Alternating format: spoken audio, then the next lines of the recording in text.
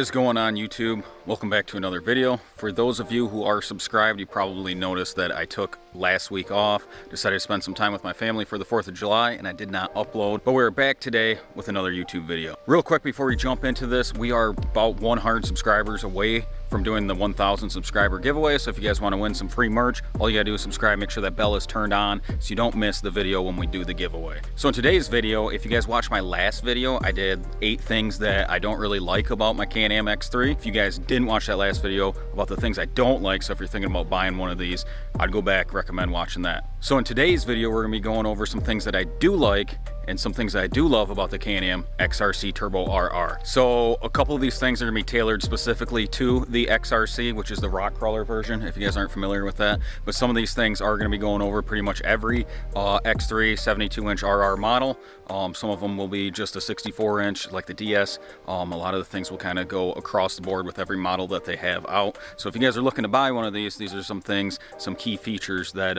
you might want to keep in mind. All right, so with this being the XRC, obviously you get some more features that come with it compared to some of the other models. You get the winch, the pre-runner style bumper is what they call it. So you get the winch and stuff with it with the XRC. You get the 32-inch Maxxis Liberty tires, DOT tires. They're pretty sticky. I mean, I haven't done a whole lot of rock crawling. I haven't ran them low tire pressure, but you do get the 15-inch bead locks. So far, I'm happy with these tires. Probably step up to a 33-inch tire and see how them do, but you get the 15-inch bead locks, which I already mentioned. And this is the RR, so it's 72 inches wide. Another thing you get with the XRC is all the skid plates. As you can see down below the A-arms, you get a skid plate on the trailing arms, and then there's one that pretty much stretches the whole bottom of the machine. Another thing with the XRC you get is the lower doors, which you see here, and then the aluminum roof, which there's a couple other models that come with the roof. This is just like the plain one. I know you can go aftermarket, but these are things that I thought about when I bought it. These are things that I was gonna put on the machine anyhow. So I wanted the roof, I wanted the lower doors, skid plates a bonus, wanted the DOT tires with bead locks, which come factory, which is a bonus. So it's definitely some things to keep in mind. Another thing that's pretty sweet that these come with right off the rip are the retractable harnesses. So when you have them on, if you rode a machine that didn't have retractable harnesses, you know, when you go to reach down on the floor to grab something, or like the razor, the cup holder's up pretty far, so you have to lean forwards to grab your stuff. If your harnesses are tight, it makes it pretty difficult. Also, if you're like trying to turn around, like if you got the windows down and you're going to look behind you or look over your shoulder, the harnesses do kind of restrict you from turning around, where the retractable ones kind of give you that little bit more freedom. So right off the rip, the first thing that I love about these machines is the suspension.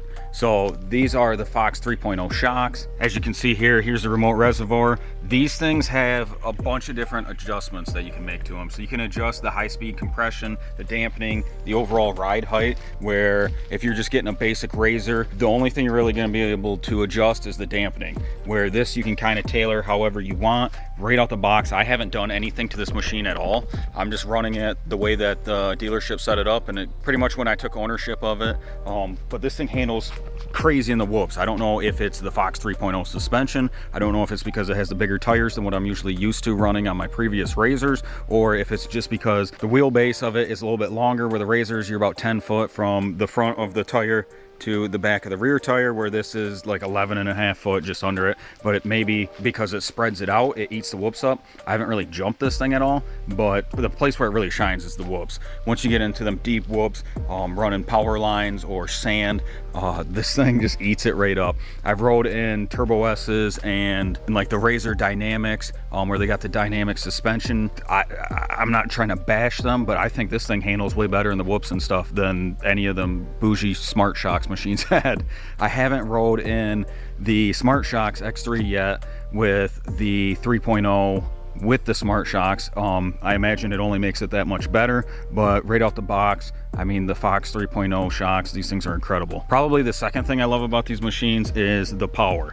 I know last year, because this is a 22, they were rated for 195 horse. Now they're rated for 200.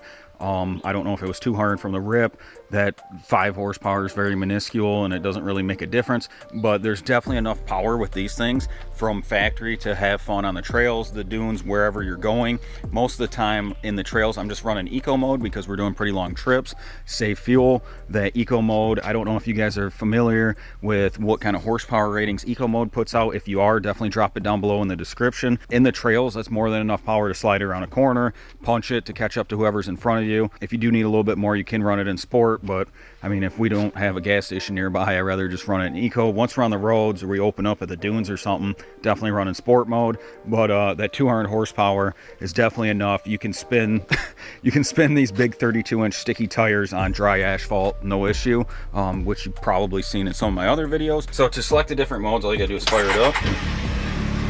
As you can see on the dash, it's going to say performance key is in, then it'll say it's in eco mode. As you can see, there's the little eco logo up at the top. To switch it, all you have to do is hit drive mode. Now it's in sport mode. I'm going to do this without talking real quick because you can actually hear the machine idle up a little bit. The RPMs will idle up some. So now I'm going to put it back down to eco mode and then go back to sport.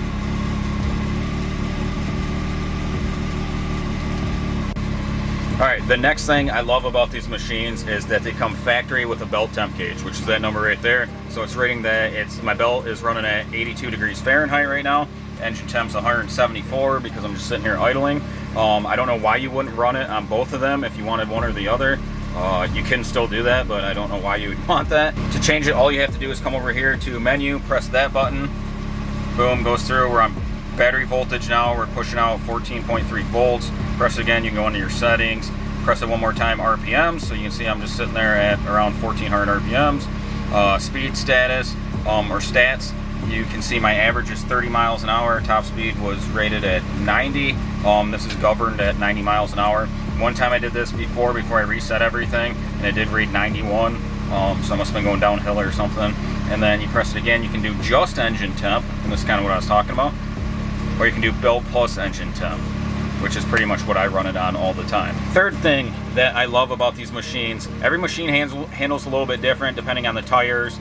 If you come from like drifting background or anything like that, you kind of like the vehicle to self-steer a little bit. I had 2 Razors before I bought this. I like the way that the Razors handled the steering, how I would kind of self-steer, self-center back out when you're drifting out of a corner. When I first got this, I did run it on a higher power steering sensitivity, which you can change just with this DPS button. So we got DPS minimum, DPS medium, DPS max, so that'd be max, like make it very sensitive, make the power steering pretty much cranked up. I like it on minimum because it feels a lot like the Razors did. It's self-centered a lot, self-steered. When you're coming out of the corner, where it's more, I can kind of just throw it and the wheel will kind of straighten back out on its own if you don't know what I'm talking about. So I run it on minimum, that's just what I like. Everyone's different, but it's cool that you have the option to switch it up. The final thing that I do love about this machine so far is the P-drive clutch. If you guys aren't familiar, the 2022 machines, they changed the clutch up on it. They took the P-drive clutch system kind of from their snowmobiles and applied it on their side-by-sides. I think they also put it on their four-wheelers and ATVs. Not positive on that. You can definitely drop it down below in the comments if you know for sure. That way everyone else is kind of on the same page. But the P-drive clutch, new primary, it kind of cut down on the chatter, the clutch chatter that you would get. As you guys probably heard about in previous machines, since the vent tube for the actual clutch, this is where the air for the clutch gets sucked in, it's right behind your head. They did that because usually you have cleaner air around you than around the whole rest of the machine, if that makes sense. There is kits that you can revert it to the back of this little plastic piece down here. I don't think it's that loud, so I'm just going to leave it at what it is. They do have some sound dampening foam and stuff inside the clutch cover and in them tubes and whatnot to quiet it down. If you do a lot of like mud bogging and getting it in water, I know it deteriorates a lot. I don't do a whole lot of that. Mostly rock crawling, sand dunes, just hitting like whoop sections and sand bowls, normal Michigan trails. So I haven't had any issues with it, but there's not a whole lot of clutch chatter. The engagement's awesome. It comes in real easy. You can kind of expect when it's going to grab and when it's going to hook up. Even in low range, it's pretty smooth, but once you get on it, you still have that power. for rock crawling, kind of getting you up out of ruts and stuff if you are in the mud, where I know razors that I've had in the past, once you had it in low range and you barely touched it, it wouldn't move at all. You give it a little bit more and then it'll kind of jerk forwards. This thing engages super smooth. It's pretty quiet. I haven't had any issues with it. I'm only at 700 miles on the machine right now. Since we had the baby, I haven't got out a whole lot. I haven't broke a belt. I don't think I've had very much belt slippage. I have had the cover off, blew it out. There wasn't a bunch of black marks on the sheaves or any of that. I think the old P drive, in my opinion, is doing an excellent job. So yeah, that's 5 things that I love about my Can-am X3 XRC Turbo RR. This is a 2022 model. At the beginning, I know I listed off a bunch of things that I like that came with it. I didn't want to include that in there because then it's going to be pretty much just an XRC only video, which I'm trying to make this so everyone who's kind of looking into buying an X3 can kind of determine which model would work best for them. If you guys like this video, I would appreciate it if you could smash that thumbs up. It really helps out the channel. Like I mentioned before, if you guys think I missed anything, if you guys have anything else that you would definitely recommend that I should have put in this video, definitely drop that down below in the comments. And like I mentioned at the beginning of the video, we are so close to that 1,000 subscriber mark. We are about 100 subscribers away. So if you guys want to win some free stuff, all you have to do is subscribe, turn that bell on so you don't miss the notification for when I upload the giveaway video. Until next time, guys, I'm out.